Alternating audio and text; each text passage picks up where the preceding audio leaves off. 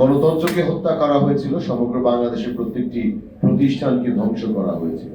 সেই জায়গা থেকে বাংলাদেশের ছাত্র জনতা, রাজনৈতিক দল, পেশাজীবী, কৃষক, শ্রমিক সবাই কাঁধে কাঁধ মিলিয়ে হাসিনাকে তার স্বামীর দেশে পালিয়ে যেতে বাধ্য করেছিল। বন্ধুরা, যে অভূতপূর্ব ঐক্য আমরা দেখেছিলাম জুলাই আগস্টের সেই গত বছরের বা গণ অভ্যুত্থানের সময়, আজকে আমাদের সেই ঐক্যটাকে বিভাজন ধরানোর চেষ্টা করা হচ্ছে। আমরা যদি ঐক্যটা ধরে না রাখতে পারি, এই পরাজিত শক্তি কিন্তু আবারও ফিরে আসবে। আপনারা কি একবার চিন্তা করেছেন তখন আমাদের কি অবস্থা হবে?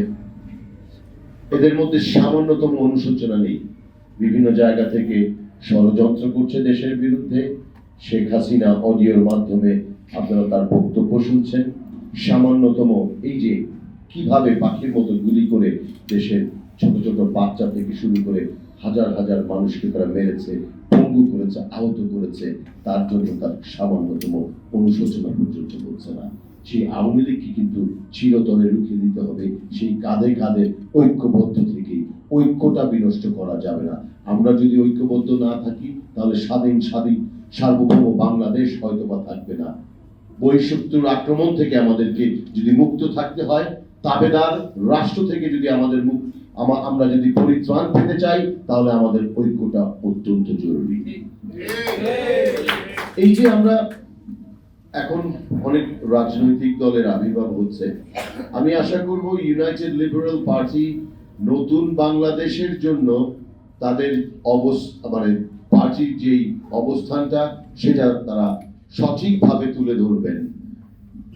আমরা কি চাই? আমরা একটি দুর্নীতিমুক্ত, দখলদারিত্ব মুক্ত, একটি সুশাসনের বাংলাদেশ চাই, তাই না? সাধারণ মানুষের প্রত্যাশা কিন্তু কোটি কোটি টাকা না।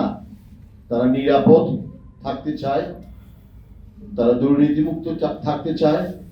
এই যে আমাদের ভোটাধিকার গুলো কেড়ে নেওয়া হয়েছে বিগত 3টি নির্বাচনে, মানুষ উন্মুখ হয়ে আছে একটি নির্বাচনের জন্য।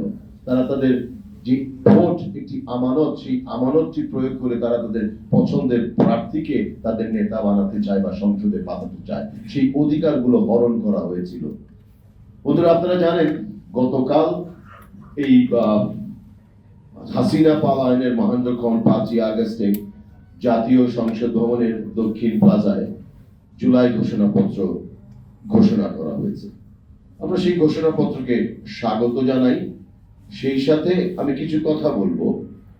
আমরা দেখেছি জুলাই ঘোষণাপত্র পাঠ হয়েছে, সেখানে মঞ্চে আপনারা সবাই জানেন কারা ছিলেন। সেই মঞ্চে এমন কেউ ছিলেন যারা 15টি বছর শেখ হাসিনার শাড়ির আঁচলের নিচে ছিলেন। সেই মঞ্চে এমনও মানুষ ছিলেন যারা এই বিগত আন্দোলনে তাদের কোনো ভূমিকাই ছিল না, তাদের নামই কেউ জানে না।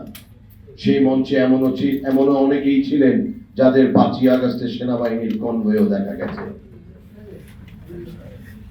এইখানেও বৈষম্য করা হয়েছে। বাংলাদেশের রাজনীতিতে যে অগ্নিপুরুষ 69 গণ আন্দোলনের অন্যতম রূপকার আমার 12 দলীয় জোট প্রধান মোস্তফা জামাল হায়দারের সেই মঞ্চে ঠাঁই হয় নাই। আমি ধিক্কার জানাই, আমি প্রতিবাদ জানাই বর্তমান সরকারকে। তারা কাদের নিয়ে জাতীয় ঐক্য করতে চান? যারা ফ্যাসিস্টের দোসর ছিলেন তাদেরকে নিয়ে। এই ব্যাপারগুলোতে আপনাদেরকে সচেতন থাকতে হবে, সজাগ থাকতে হবে, প্রতিবাদ করতে হবে।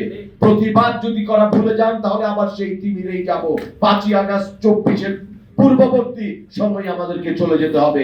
আপনাদেরকে আপনাদের অধিকারের জন্য সংগ্রাম করেছেন, সেই অধিকারটা প্রতিষ্ঠিত না হওয়া পর্যন্ত আমাদের আন্দোলন চলবে ইনশাআল্লাহ। গতকাল আরেকটি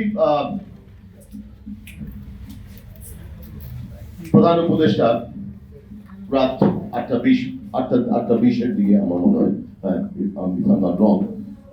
জাতির উদ্দেশ্যে ভাষণ দিয়েছেন।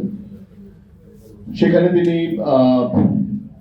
আগামী রোজার আগে, আমি যতটুকু জানি উনি মাসটা উল্লেখ করেছেন কিনা আমি জানি না, উনি বলছেন রোজার আগেই নির্বাচন, ফেব্রুয়ারি মাস বলেছিলেন। আচ্ছা, তাহলে রোজার আগে ফেব্রুয়ারি মাস, ফেব্রুয়ারি মাসে নির্বাচন করার জন্য নির্বাচন কমিশনকে উনি চিঠি পাঠাবেন সরকারের তরফ থেকে। সঠিক বলেছেন, সরকার সাধারণত নির্বাচনের তারিখ ঘোষণা করেন না, নির্বাচনের তারিখ ঘোষণা করে নির্বাচন কমিশন। আমরা এরপরে নির্বাচন কমিশনার জনাব মাসুদ সাহেবের প্রতিক্রিয়া দেখেছি, না ডিসেম্বরের দিকে ওনারা তফসিল ঘোষণা করবেন, 50 থেকে 60 দিন আগে তারা নির্বাচনের তারিখ ঘোষণা করবেন। আমরা স্বাগত জানাই, অ্যাটলিস্ট গণতন্ত্র উত্তরণের প্রথম ধাপের একটি ঘোষণা আমরা পেয়েছি, কিন্তু ষড়যন্ত্র কিন্তু বিদ্যমান, বিভিন্নভাবে বিভিন্ন কথা বলা হচ্ছে। একটু আগে একজন বক্তা বলে গেলেন সাগর পারে যেই রহস্যের জন্ম নিয়েছে, অন্যান্য বিভিন্ন দল তারা নির্বাচনের বানচালের চেষ্টা করছেন।